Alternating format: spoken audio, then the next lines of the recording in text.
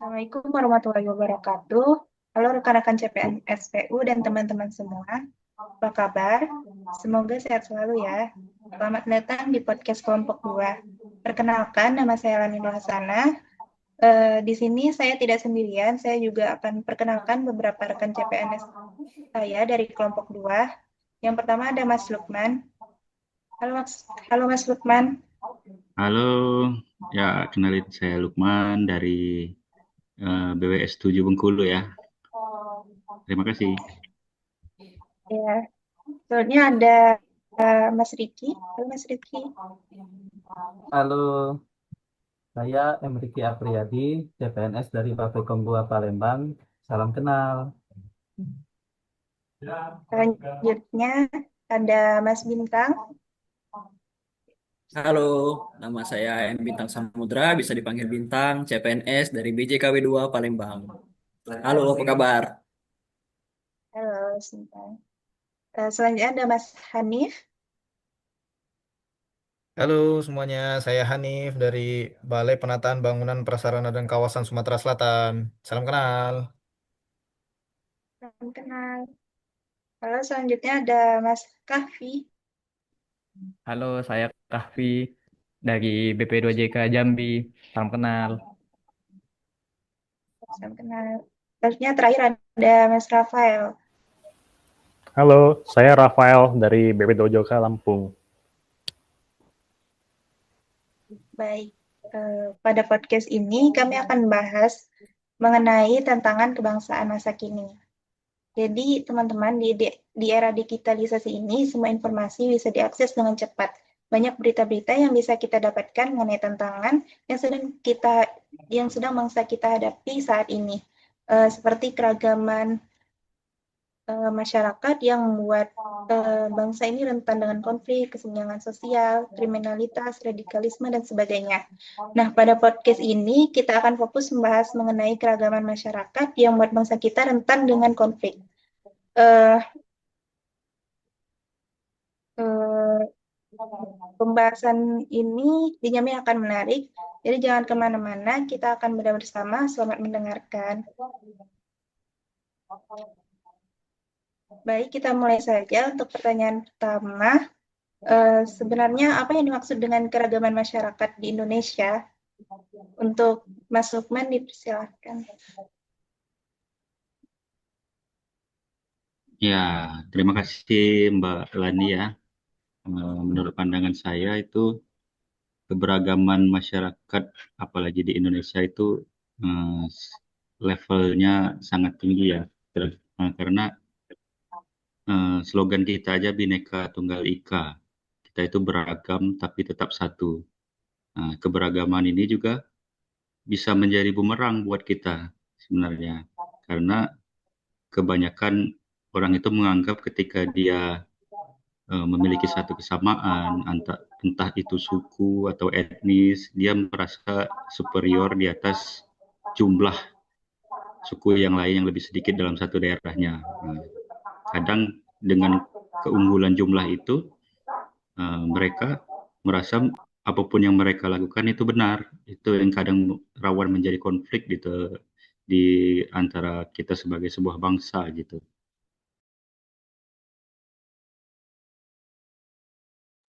Ya itu cukup dulu. Kalau ada yang mau teman-teman ada yang mau nambahin juga nggak apa-apa. Saya coba share ya. Ternyata barusan saya Google, ternyata di Indonesia ini ada 1.300 suku dan 700 bahasa ini, teman-teman sekalian. Ternyata luar biasa banyak ya. 34 provinsi, 700 bahasa, 1.300 suku.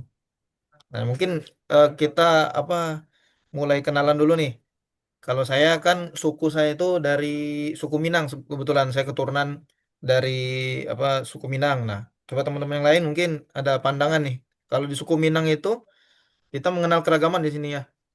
Kalau di suku Minang itu seperti kebanyakan suku-suku Melayu eh, menjunjung tinggi yang namanya moral dan juga tatanan sosial ya di masyarakat. Kita punya kepala suku kita ya.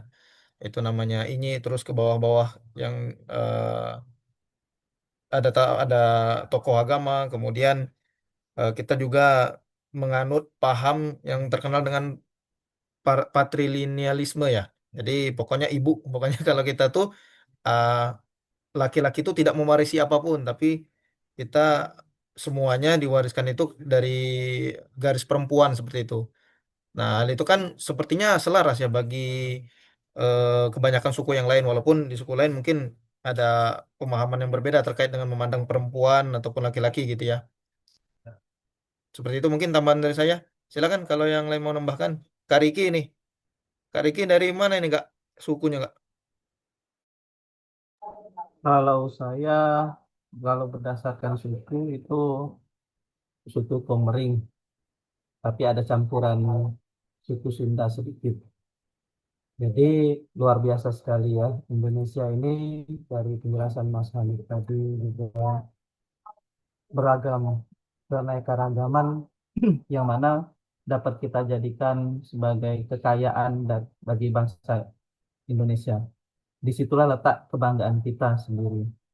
Namun tentunya dari keberagaman dan keunikan itu tentunya akan menciptakan konflik ya, yang sama saja pasti ada perbedaan, apalagi yang memang berbeda. Nah, menurut saya itu eh, solusi yang bisa kita berikan ketika ada konflik-konflik tersebut, diantaranya yaitu kita harusnya lebih mengenal karakter dan nilai kebangsaan dari masing-masing bangsa Indonesia. Misalnya kita lebih mengenal karakter suku Minang, karakter suku Batak, karakter suku Papua, dan lain sebagainya.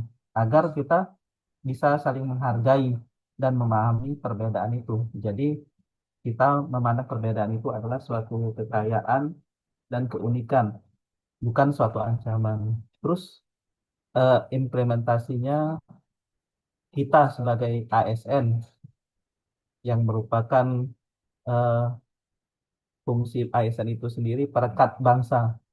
Jadi bagaimana kita menjadi teladan di tengah masyarakat yang beragam ini. Kemudian juga eh, solusi terakhir bagi saya yaitu tentunya bagaimana kita secara bijak memanfaatkan media sosial, sehingga media sosial itu bukan menjadi media yang menciptakan konflik, tapi justru menjadi literasi digital yang semakin membuat kita saling menghargai, saling memahami perbedaan, sehingga kembali lagi ke awal tadi, menganggap perbedaan yang ada itu sebagai suatu kekayaan. Mungkin eh, bagi teman-teman yang lain atau moderator sebagai host Mbak Lani, saya kembalikan.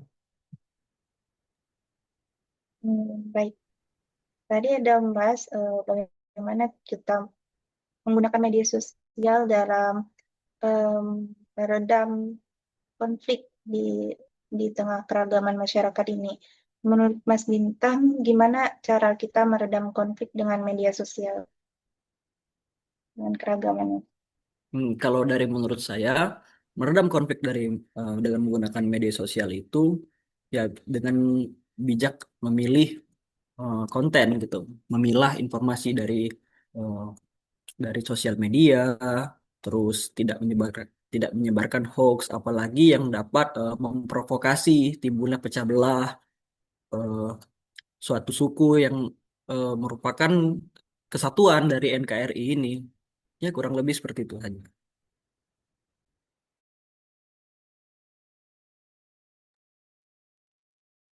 Mungkin masih ada yang mau menambahkan?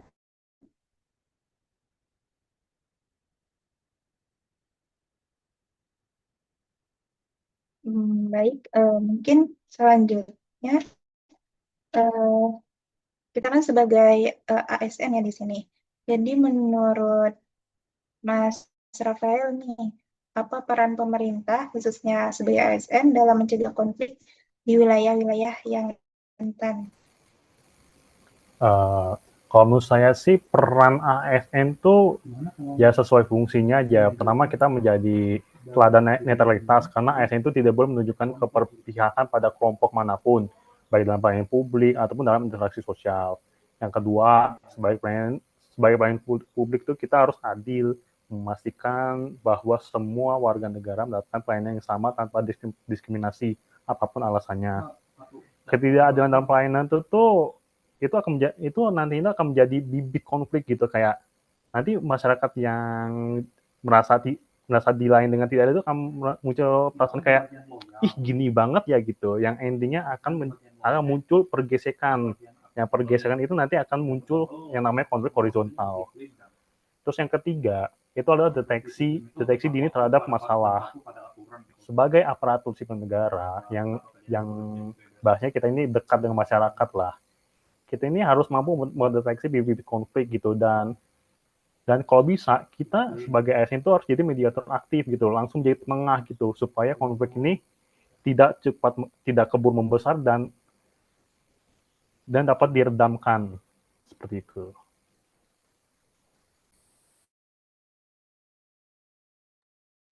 Saya kembalikan kepada moderator. Baik.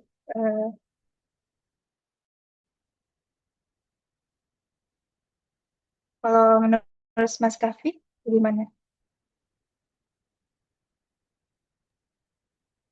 Menurut saya sih, ya betul seperti yang dibilang oleh Mas Rafael tadi, bahwa kita sebagai ASN itu untuk agar bisa lebih memilah-milah lagi dalam ini ya, berkata lagi di sosial media ya lebih tepatnya. Karena kita itu em, lebih cepat untuk ini loh, semacam kayak apa, viral atau apa gitu. Nah, dan juga itu bisa memperburuk ini juga kan, citra instansi juga gitu.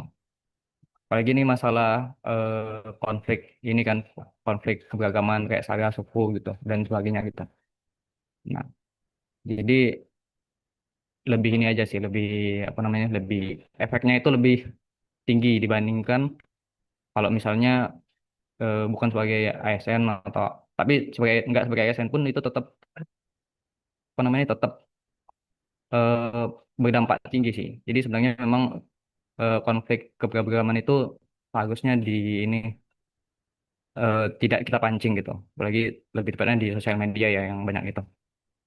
Mungkin itu aja sih. Ya, saya kembalikan ke host.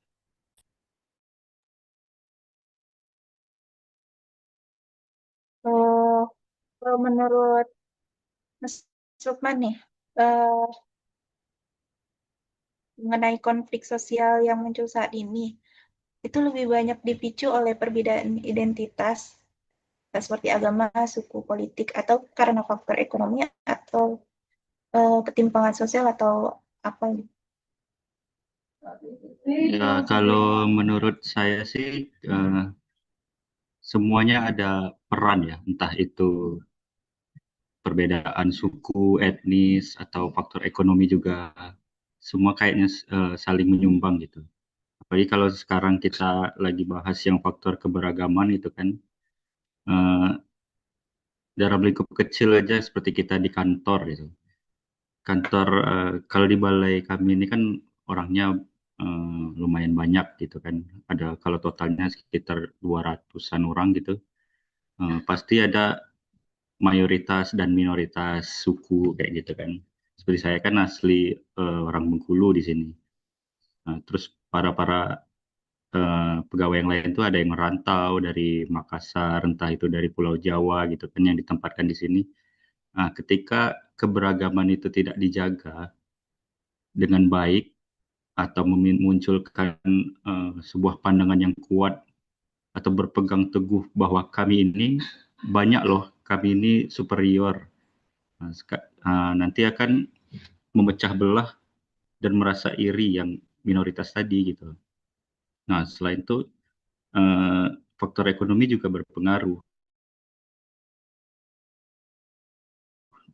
Kesenjangan ekonomi, misalnya ada yang merasa dirinya hebat atau merasa lebih mempunyai power dari segi ekonomi, biasanya kan kalau orangnya nggak benar ya dia bisa seenaknya aja gitu. Apapun bisa jadi pemecah belah dan ancaman bangsa kita ini sebenarnya, entah itu faktor apa aja. Walaupun yang sebenarnya kita anggap positif, kalau kita ambil celahnya juga bisa jadi sesuatu yang memecah belah bangsa gitu.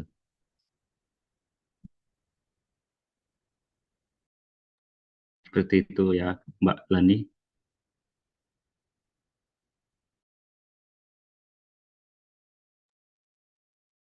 Mungkin Mas Hanif mau menambahkan. Iya Mbak, izin Mbak Lania tadi benar kata Kak Lukman itu eh gesekan yang terjadi karena adanya keberagaman antar kita itu sebenarnya dipicunya itu karena salah satunya kalau dari sisi saya itu rasa kesukuan yang tinggi ya. Sebenarnya itu salah satu bias juga itu.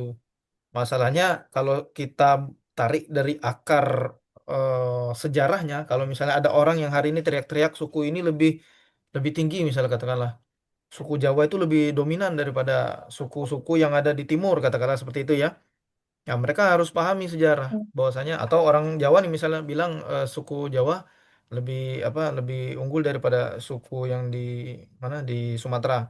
Nah, akar sejarah kita tuh di masa-masa kerajaan-kerajaan zaman dulu itu menegaskan bahwasanya sudah terjadi namanya akulturasi. Jadi eh, ternyata ada suatu riset yang mengatakan bahwa eh, ibu maksudnya apa ya kalau di kita tuh ibu sukunya ya ibu sukunya yang ada di eh, salah satu kerajaan namanya Kerajaan Pagaruyung di Minang itu menikahnya itu dengan salah seorang pangeran Majapahit. Nah di situ akhirnya timbul pertanyaan. Nah sebenarnya yang hari ini masyarakat Minang hari ini tuh keturunannya itu sudah campur itu kan maksudnya secara genetiknya itu udah setengah Jawa kan kalau seperti itu. Nah jadi kadangan itu Mbak yang pengen saya kritisi dari orang-orang yang punya pandangan kesukuan yang tinggi gitu ya. Karena ngerasa mungkin sukunya lebih lebih tinggi itu lahir karena kecintaan yang terlalu luar biasa gitu ya.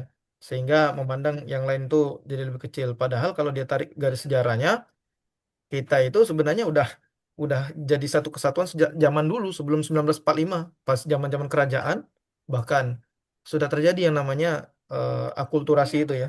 Jadi campur baur itu sudah terjadi dan kita itu sudah dengan berdasarkan akar sejarah itu percaya diri mengatakan Indonesia itu ya satu satu bangsa, satu Indonesia gitu. Mungkin itu sih tambahan dari saya. Barangkali ada yang pengen menambahkan.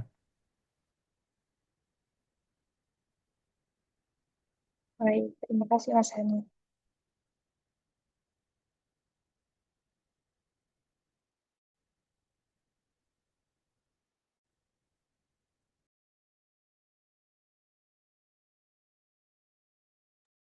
Nah, ini ada tambahan dikit ya. Itu tadi Mas Hanif bilang dia sukunya dari suku Minang ya. Kebetulan istri saya juga dari sana. Eh, Perbedaan dalam lingkup kecil aja bisa jadi masalah gitu. Kayak saya orang Bengkulu kan, orang Jawa gitu. Sukunya Jawa. Sedangkan istri saya orang Minang kan bertolak belakang. Dalam hal-hal tertentu aja kita kadang nggak satu pandangan gitu. Karena perbedaan kultur, perbedaan cara kita dididik gitu kan. Nah, itu pun juga kita harus dari hal kecil aja bisa eh, memicu kayak gitu kan. Nah, apalagi sekarang itu bisa merembet ke yang lebih besar gitu. Terus ada lagi selain kesukuan juga kita bisa bahas perbedaan kepentingan kayak gitu, perbedaan eh, ketidaksamaan pandangan terhadap suatu masalah itu juga bisa sebenarnya, nggak perlu harus suku kayak gitu. Mungkin pandangan Pak Riki gimana itu tentang ketidaksamaan pandangan aja juga bisa menjadi sesuatu yang pemantik kita untuk terpecah belah gitu. Iya, Pak. Jadi luar biasa sekali dari wawasan teman-teman masukan, misalnya atau saya dan lain sebagainya. Jadi saya melihat bahwasannya setiap suku bangsa, setiap daerah di Indonesia ini, ya ternyata sudah bersaudara, bertalian darah sejak dulu. Jadi bisa diibaratkan bahwasannya Indonesia ini diibaratkan sebagai suatu rumah yang besar bagi kita semua, anak-anak bangsa Indonesia. Oleh karena itu, kalau diibaratkan rumah, tentunya kita akan menjaga rumah itu. Kalau kotor dibersihkan, kalau rusak dibenerin, direnovasi. Kalau kita biarin rumah tadi bermasalah, tentunya kita tidak nyaman tinggal di rumah itu. Tentunya kita sendiri yang akan rugi.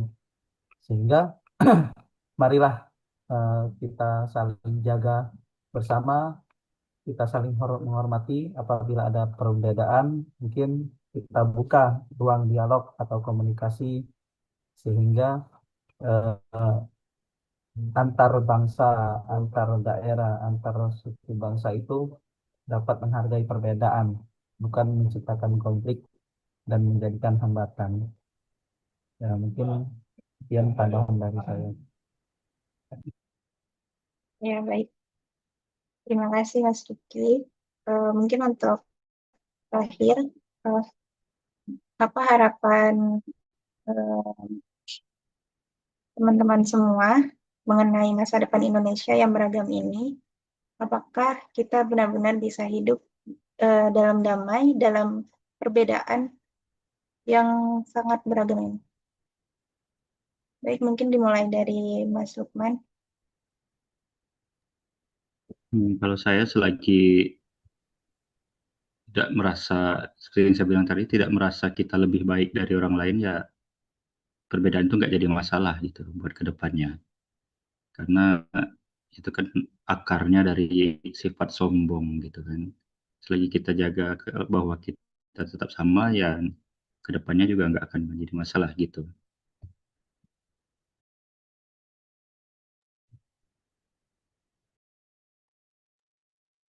Gimana Mas Hanif? Langsung aja disambut kita closing statement ini. Ya nanti mungkin masing-masing dari teman-teman bisa menambahkan ya. Kalau dari saya menyikapi perbedaan ya itu eh, kewajiban masing-masing individu. Jadi biar kita bisa berjalan bersamaan, terus kita menyikapi perbedaan itu dengan tepat, itu akan malah menjadi kekuatan gitu. Yang penting satu, ya kita punya respect, kita punya satu nilai yang sama, yang itu di atas kesukuan. Yaitu adalah nilai persatuan tadi ya, yang dibungkus di dalam salah satu sila Pancasila. Kita berangkatnya itu satu sama-sama ketika menjadi sebuah negara, kita berikrar menjadi warga negara Indonesia, kita harus menyukseskan kiri kanan kita, mulai dari tetangga terdekat kita, ya, rekan-rekan kerja kita, apapun yang hari ini kita lakukan itu adalah untuk kebaikan bersama, seperti itu. Mungkin ada lagi? Kalau dari saya sih harapannya semoga kedepannya tuh konflik horizontal yang terjadi belakangan ini akan semakin berkurang ya. Karena kalau kita misalnya melihat dari kasus-kasus belakangan ini, kayak misalnya pembubaran rumah ibadah di Padang, terus pengerusakan rumah ibadah di Sukabumi, atau bahkan yang sesama pelajar deh, penyiraman air keras di Tanjung Priok yang kayaknya 2-3 hari yang lalu kejadian gitu, kayak itu kan sebenarnya kan menandakan bahwa ego mereka dalam mencari identitas diri itu masih ada gitu. Mereka menganggap bahwa sekeliling mereka itu tuh tidak sama gitu. Mereka tuh merasa bahwa kamu siapa gitu. Tidak merasa bahwa kita ini satu kesatuan. Saya sih harapnya ya kayak untuk masyarakat itu akan semakin menyadari bahwa kita ini satu.